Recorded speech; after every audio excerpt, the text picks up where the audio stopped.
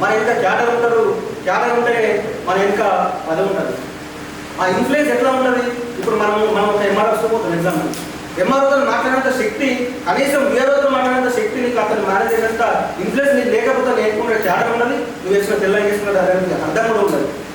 దయచేసి ఇట్లాంటి విషయాలలో మనం ముందు ఉండి మనం ఏ రకంగా అయితే మనం మనం తీసుకున్న నిర్ణయానికి, మనం చేసేటువంటి పనికి మనం నిజంగా న్యాయం చేస్తున్నామా లేదా, మరి మనకు అవకాశాలు వస్తలేవు, మనకు పదవులు ఇస్తారని చెప్పంటే మనకు పదవులు ఎవరు కూడా ఇయ్యారు, మనకు ఉన్నటువంటి శక్తిని బట్టే మనకు పదవులు వస్తాయి. కాబట్టి దయచేసి ఆ విధంగా మనం అందరం కూడా కృషి చేయాలి. ఏ పాటలు పనిచేసినప్పుడు కూడా బండి సంజయ్ అన్నను దాదాపు మరి 2017-16 కావచ్చు, తనకున్నటువంటి ఇబ్బందుల దృష్ట్యా అప్పుడున్నటువంటి జిల్లా అధ్యక్షుడితో అతనికి ఇబ్బంది అయి మరి అతను రాజకీయాల్లో కూడా వదిలేద్దామన్నటువంటి పరిస్థితి వచ్చినప్పుడు మరి తనకున్నటువంటి అండదండలతో ఏదో మరి మళ్ళీ రాజకీయాల్లోకి యాక్టివ్ అయ్యి మరి ఇక్కడ ఉన్నటువంటి పాయింట్ యాంగిల్ ఇచ్చడం మాట్లాడినట్టు అన్న కూడా మరి అట్లాంటి పాయింట్ యాంగిల్ వేసుకున్నటువంటి వ్యక్తులు అతన్ని మరి ఈ ప్రాంతానికి ఎంపీగా నిలబెట్టినప్పుడు ఆ ఎంపీ పదవికి న్యాయం చేసి రాష్ట్ర అధ్యక్షుడిగా అయ్యి ఈరోజు కేంద్ర హోంశాఖ సహాయ మంత్రి అయినంటే అతను ఆ యొక్క బీజాన్ని కాపాడుకొని తనకు ఉన్నటువంటి